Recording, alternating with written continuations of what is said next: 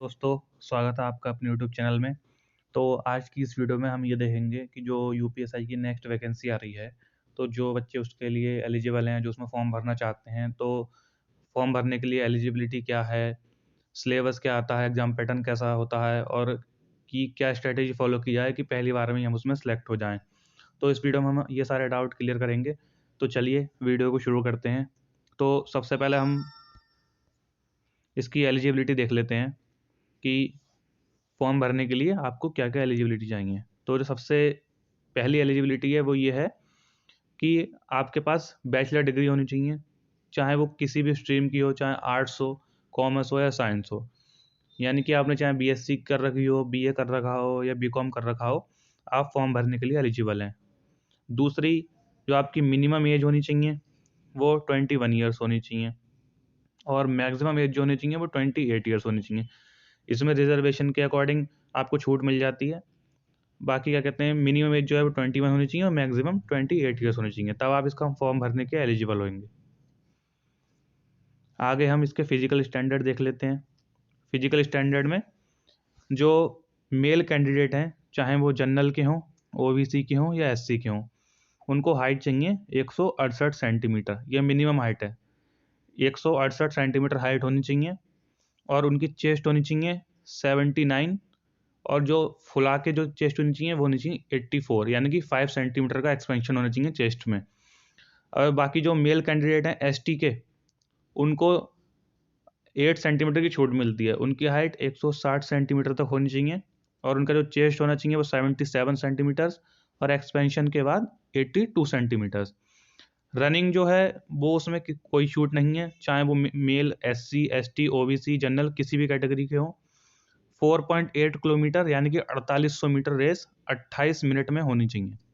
28 minute में race मारेंगे तो आपकी फिजिकल स्टैंडर्ड पूरे हो जाएंगे।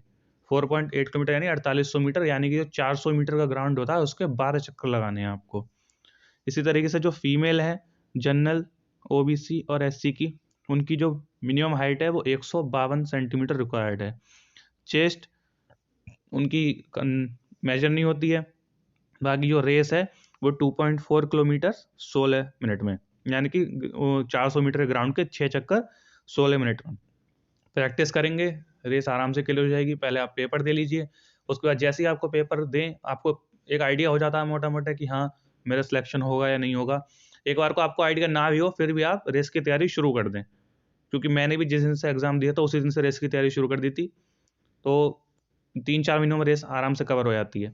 और जो फीमेल हैं एसटी कैटेगरी की, उनकी जो हाइट रिक्वायर्ड है वो है 147 सेंटीमीटर और चेस्ट गर्ल्स की किसी भी कैटेगरी में चेस्ट मेजर नहीं होती है। वेट मेजर होता है। वेट आपका होना चाहिए मिनिमम 40 केजीज़ वेट होना चाहिए। उससे कम होगा तो आप आउट हो जाएँगे। मिनिमम होना चाहिए 40 केजी, मैक्सिमम की कोई लिमिट नहीं है।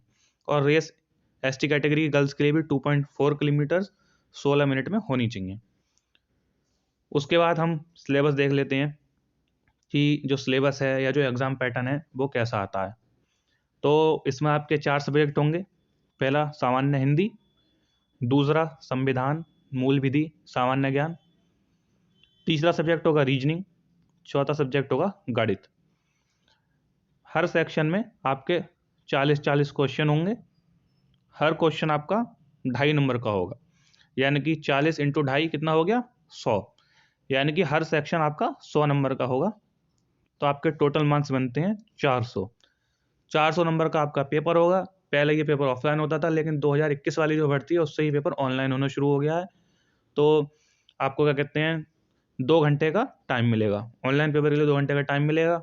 उसके बाद एक बढ़िया बात यह है कि किसी भी गलत उत्तर के लिए कोई नकारात्मक अंक नहीं है, यानी कि नेगेटिव मार्किंग नहीं होती है। यूपीएससी में कोई नेगेटिव मार्किंग नहीं होती है, तो आपको ये थोड़ा एडवांटेज मिल जाता है। उसके बाद जो तीसरा पॉइंट है, ये सबसे इंपॉर्टेंट पॉइंट है। अगर आपने ये क्लियर नहीं किया, उसके बाद चाहे आपके 400 में से कितने भी अच्छे नंबर हो, आप फेल हो जाएंगे। तो क्या पॉइंट है कि प्रत्येक विषय में न्यूनतम 35% अंक होने ही चाहिए। मतलब कि आपके ये जो 100 एक सेक्शन जिसमें 40 क्वेश्चन होंगे, इसमें 100 नंबर का जो सेक्शन होगा उसमें आपके मिनिमम 35 नंबर होने ही चाहिए। यानी कि 40 का 35%, यानी कि तकरीबन आप ये मान लीजिए मोटा मोटा 16 क्वेश्चन आपके सही होने ही चाहिए। अगर 16 क्वेश्चन सही नहीं होंगे तो बाकी सेक्शन में आप चाहे कितना अच्छा स्कोर कर लें, आप फेल हो जाएंगे। इसलिए 35% आपके सेक्शन वाइज होनी चाहिए और 50% आपके ओवरऑल होने चाहिए। यानी कि 400 नंबर के पेपर में आपके 200 से तो ऊपर होने ही चाहिए। 200 से अगर आपके 199 भी हैं तो भी आप फेल हैं। इसलिए इस चीज़ का आपको खास ध्यान रखना है कि आपको हर सेक्शन में 35% और ओवरऑल टोटल मिलाकर 50% तो कवर करना ही है। अब हम आगे देख लेते हैं। ये हम स्ट्रेटजी मैंने लिख दी है स्ट्रेटजी, बाकी ये लिखने के अलावा मैं आपको खुद ही बताऊंगा। जैसे कि सामान्य हिंदी है, इसमें सामान्य हिंदी के प्रश्नों का स्तर उम्मीदवार की अंतिम शैक्षणिक योग्यता के अनुसार होता है। यानी कि आपने यूपी के और भी पेपर दिए होंगे तो हिंदी आपने जैसी पढ़ रखी होगी, हिंदी आपको वैसे ही सब सेम होता है, हिंदी में कुछ भी डिफरेंस नहीं होता। यदि हिंदी में तैयारी के लिए उचित समय दिया जाए तो इस अनुभाग में कम समय में अच्छे अंक लाना बहुत आसान है। यानी कि ये इसका मतलब ये है कि आप हिंदी को नॉर्मल आप तैयारी करते चलिए, हल्के हल्के तैयारी करते चलिए। अगर आपको नेक्स्ट भर्ती में बैठना है तो तैयारी आपको अभी से शुरू करनी होगी। ये नहीं कि आप फॉर्म फिल करें उसके बाद आप तैयारी शुरू करें, तो मुश्किल ही है कि आप सिलेक्शन ले पाएँ।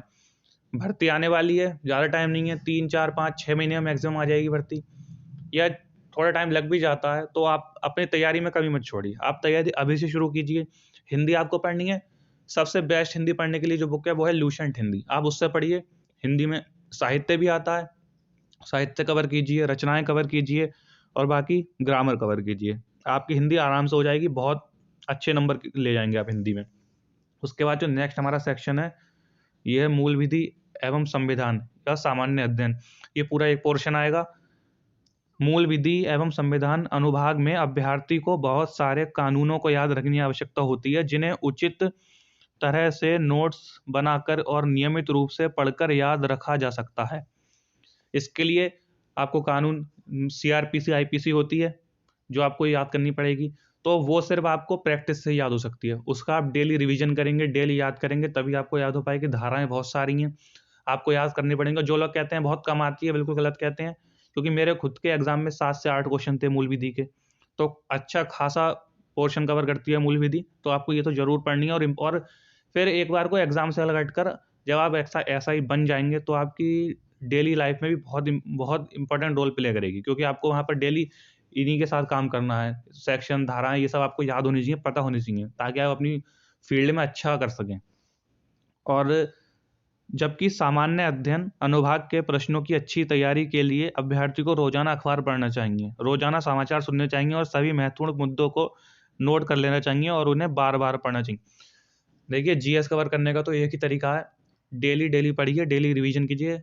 करंट अफेयर आजकल हर एग्जाम में बहुत ज़्यादा इंपॉर्टेंट रोल प्ले कर रही है, तो आपको करंट अफेयर्स तो डेली ही पढ़नी है। आप डेली चाहे न्यूज़पेपर रीडिंग करें, न्यूज़पेपर रीडिंग नहीं कर सकते तो यूट्यूब पे बहुत सारी वीडियोस अवेलेबल हैं डेली करंट अफेयर्स की। आप एक कोई भी 10 मिनट 15 मिनट की वीडियो डेली देखिए, आपका करंट अफेयर्स का पोर्शन अच्छा होगा, साथ में आपका स्टैटिक का पोर्शन भी ऑटोमेटिक अच्छा हो जाएगा। उसके अलावा आप क्या कहते हैं, कोई भी एक चैनल फॉलो कर लीजिए, उससे आप डेली बेसिस पे जीएस का रिवीजन कीजिए। बाकी ये हमारा नेक्स्ट सब्जेक्ट है संख्यात्मक एवं मानसिक योग्यता परीक्षण, यानी कि अपनी भाषा में कहूँ तो मैथ। ये जो है ये सब आपकी प्रैक्टिस पर निर्भर करता है। आप कितने कम टाइम में मैथ सॉल्व करते हैं, कितनी अच्छी करते हैं, ये सब सिर्फ प्रैक्टिस पर डिपेंड करता है। तो इसके लिए मैंने ये कुछ टिप्स बताई हैं। निरंतर अभ्यास करें, प्रमुख सूत्रों और प्रश्नों को हल करने के छोटे छोटे तरीके, शॉर्ट ट्रिक सीखें। डेली प्रैक्टिस करें, ज़्यादा से ज़्यादा फॉर्मूला याद करें और शॉर्ट ट्रिक जरूर सीखें। देखिए, शॉर्ट ट्रिक आपको तभी आ पाएंगी जब आप उसका पूरा लॉन्ग मेथड आपको पता होगा, तभी आप शॉर्ट ट्रिक सीख सकते हैं। क्यों? शॉर्ट ट्रिक क्या होती है, आप प्रैक्टिस करेंगे, आप 4-5 स्टेप गायब करेंगे, वही आपकी शॉर्ट ट्रिक बन गई। शॉर्ट ट्रिक कोई अलग से नहीं आती हैं, उसी में से निकलती हैं।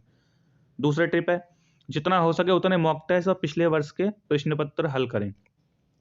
जब आप ये सब तैयारी अपनी कंप्लीट कर लें, उसके बाद उसके साथ साथ और बाद में मॉक टेस्ट जरूर दें। मॉक टेस्ट बहुत ज़्यादा इंपॉर्टेंट होते हैं किसी भी एग्जाम को क्रैक करने के लिए। जब मेरा एग्जाम था, मैंने भी उससे 1-1.5 महीने पहले मॉक टेस्ट लगाने शुरू किए थे। स्टार्टिंग में नंबर हल्के हल्के कम आ रहे थे, लेकिन बाद में नंबर जब इंप्रूव होते गए तो उसका फ़ायदा मुझे एग्जाम हॉल में बहुत ज़्यादा हुआ। सबसे इंपॉर्टेंट चीज़ होती है वो क्या होता है, आपको हेजिटेशन नहीं होती है। जो आपको घबराहट होती है कि यार पेपर देखते एकदम नर्वस हो जाते हैं, वो चीज़ आपकी घर पर ही खत्म हो जाती है। तो वहाँ पर आप एकदम अच्छा परफॉर्म कर पाते हैं। अगला पॉइंट है, प्रश्नों को हल करने की गति बढ़ाएं, जिसके लिए आपको कम से कम 30 तक के पहाड़े, 50 तक के वर्ग और 30 तक के घन याद होने चाहिए। ये मोस्ट इंपॉर्टेंट पॉइंट है, आपको ये तो याद होने चाहिए। 30 तक, चलिए आपको 30 तक अगर दिक्कत है तो 25 तक पहाड़े याद कर लीजिए, 25 तक याद कर लीजिए। 50 तक के वर्ग और 30 तक के घन, ये तो आपको हर हाल में याद होने ही चाहिए, क्योंकि इनका बहुत ज़्यादा इंपॉर्टेंस होता है। और एक आपको क्या याद होना चाहिए, 11 की मल्टीप्लाई का रूल होता है, एक 11 की मल्टीप्लिकेशन का रूल होता है, ये आपको जरूर याद होना चाहिए। क्यों? क्योंकि जिस भी सवाल में पाई इंक्लूड होता है उसमें 11 की मल्टीप्लिकेशन बहुत काम आती है। तो ये आप कुछ चीज़ें हैं, ये आप जब याद आपको आ जाएंगी बढ़िया करके, आप इन पे पकड़ बना लेंगे तो आपकी कैलकुलेशन स्पीड बहुत बढ़ जाएगी। उसके बाद जो नेक्स्ट है हमारा, अपने कमज़ोर विषयों को जानें और उन पर मेहनत करें और अपने मजबूत विषयों का निरंतर अभ्यास करें। आपको जो आपको लगता है कि मेरा मजबूत है, मतलब जो जिसमें आप बढ़िया हैं, उसे तो आप प्रैक्टिस करें ज़रूर करें, क्योंकि वो एक ऐसा सब्जेक्ट है इसमें आप नंबर खींच सकते हैं। उसके अलावा जो आपको ऐसा लगता है कि यार ये मेरा सब्जेक्ट कमज़ोर है, तो अभी आपके पास बहुत टाइम है। अभी तकरीबन आप मान के चलिए अच्छा खासा टाइम आपके पास है, अभी से तैयारी शुरू करेंगे तो जो आपका कमज़ोर विषय है आप उसमें भी आराम से पकड़ बना सकते हैं। तो इसलिए टेंशन वाली कोई बात नहीं है, सिलेक्शन लेना है तो अभी से जुट जाइए बिल्कुल। जब तक एग्ज़ाम होगा तब तक आप बिल्कुल एग्ज़ाम को क्रैक ही कर लेंगे, बस मेहनत करते रहिए, रुकना नहीं है। ये हमारा लास्ट सेक्शन है, मानसिक अभिरुचि, बुद्धिमत्ता, तार्किक परीक्षण, यानी कि रीजनिंग। ये एक ऐसा पोर्शन है जिसमें आप बहुत अच्छा स्कोर कर सकते हैं, क्योंकि ये हर एग्ज़ाम में आती है। चाहे आप कोई सा एग्ज़ाम उठा लें, चाहे वो सेंट्रल का हो चाहे स्टेट का हो, ये आपको हर एग्ज़ाम में पढ़ना पड़ता है। तो इस पर आपकी पकड़ एटलीस्ट मैं समझता हूँ बहुत अच्छी हो गई होगी। तो इसका सीधा सा फंडा है, यह परीक्षा का सबसे अंतिम अनुभाग है जिसमें मानसिक योग्यता, बुद्धि और तर्क क्षमता से संबंधित प्रश्न आते हैं। इस अनुभाग के प्रश्नों को हल करने के लिए आपको अपनी तार्किक सोच और क्षमता पर कार्य करने की आवश्यकता है। यानी कि सीधा सीधा जितनी प्रैक्टिस करोगे उतने नंबर आप गेन करोगे। तो सीधा सा फंडा है, आप इसकी प्रैक्टिस करें, जितनी आप प्रैक्टिस करोगे आप वहाँ क्वेश्चन को उतनी जल्दी हल कर पाएंगे। देखिए रीजनिंग का सीधा सा फंडा है, अगर आपको क्लिक हो गया तो वो क्वेश्चन आपका 10 सेकंड का भी नहीं है, और अगर क्लिक नहीं हुआ तो आप उस पर 1 मिनट भी अगर दे देंगे तब भी वो आपका नहीं होने वाला। तो सीधा सा ये होता है, अगर कोई क्वेश्चन आपको एग्जाम हॉल में क्लिक कर रहा है तो उसे कर दीजिए। अगर आपको लग रहा है कि 10-20 सेकंड हो गए हैं, नहीं आ पा रहा आंसर, उसे छोड़िए, नेक्स्ट क्वेश्चन पे जाइए। जब आपका पूरा एग्जाम पेपर सॉल्व हो जाए उसके बाद वापस आइए, देखिए 90% चांसेस ये बनते हैं कि आपका वो क्वेश्चन सॉल्व हो जाएगा। क्योंकि अगर आप एक ही क्वेश्चन पे अटके रहेंगे तो आप आगे क्वेश्चन भी जो आपको आते होंगे वो भी छोड़ देंगे। बाद में आप जब आंसर की चेक करेंगे कि यार ये क्वेश्चन भी था एग्जाम में, तो आपको सिर्फ गुस्सा आएगी और कुछ नहीं। इसलिए बस यही स्ट्रेटेजी मैंने फॉलो की थी, यही स्ट्रेटेजी आप फॉलो कीजिए। मैं आशा करता हूँ आपका भी एग्ज़ाम ज़रूर क्लियर होगा। और इसी तरीके से अभी से आप मेहनत करना शुरू कर दीजिए, ज़्यादा टाइम वैसे भी बचा नहीं है आप लोगों के पास। और बस तैयारी शुरू रखिए और एकदम जुट जाइए बिल्कुल कि हाँ अब नेक्स्ट भर्ती जो आ रही है इसमें मुझे सिलेक्शन लेना है। मिलते हैं अगली वीडियो में। आशा करता हूँ आपको ये वीडियो पसंद आई होगी, आपके काम जरूर आएगी। ठीक, मिलते हैं अगली वीडियो में, तब तक के लिए जय हिंद, जय भारत।